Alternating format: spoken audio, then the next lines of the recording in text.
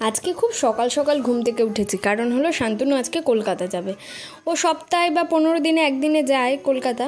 ও আর শ্বশুরমশাই দুজন মিলেই যায়। তো ও তখন দেখো কেমন অন্ধকার, অনেক সকালেই উঠতে হয়, কারণ ওরা প্রায় 7টার মধ্যে গাড়ি ধরে। আর আমাদের এটা দেখো ঠাকুরঘরের সামনে বারান্দাটা অন্ধকার, এখনও ঠিকমতো আলু ফোটেনি। তো আমি ঘর দুয়ারটা মুছে নিয়ে এগুলো আমি খুলে দিলাম।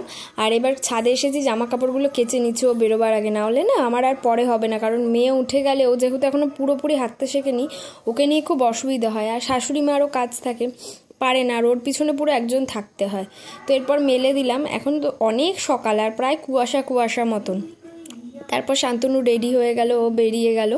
এখানে আমি নিচে যেতে পারলাম না, কারণ মেয়ে ঘুমাচ্ছে তখন, এর জন্য ও বেরিয়ে গেল আর ডাকলো না আমাকে নিচে যাওয়ার জন্য।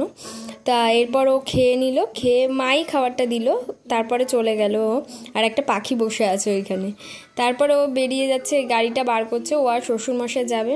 অন্য সময় গেটে আমি, মেয়ে আর আমার শাশুড়ি মা 3জন দাঁড়ায় ওরা যখন বেরোয়। ওই যে আমার শ্বশুরমশাই, আমি দাঁড়িয়ে দেখলাম, কারণ মেয়ে যেহেতু একা শুয়ে আছে উপরে, আমি নিচে যেতে পারবো না। ওদের আস্তে আস্তে সেই আবার বিকেল হবে। তো ওরা গেল মাল কিনতে। তো গেল গিয়ে তারপর আমি ঘরে গিয়ে কিছুক্ষণ পর মেয়ের ঘুমটা পুরোপুরি হলো, যে সময় ওঠে। তারপর এই যে মেয়েকে তুলে দিলাম, তুলে এবার খাইয়ে দাইয়ে দিয়েছে। আর এটা হলো দুপুর না, স্নান টান করি, আমার প্রচুর কাজ ছিল। এই যে ওর ওয়ার্ড্রপটা গুছালাম, পুরো এলোমেলো হয়েছিল, শীতের জামা কাপড় আর গরমের জামা আমি কিছুই খুঁজে পাচ্ছি না, কারণ এখন যে গরম পড়ছে। আর খুঁজতে গিয়ে এই ব্যাগটাকে পেলাম। আর এটা হলো দুপুরবেলা।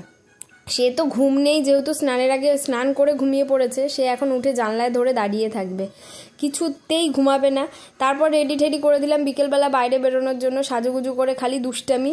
এখন টুকটুক করে 1 পা 2 পা হাঁটে, খুব একটা ভালো হাঁটতে পারে না। এই যে মাম সাইজে গুজে রেডি।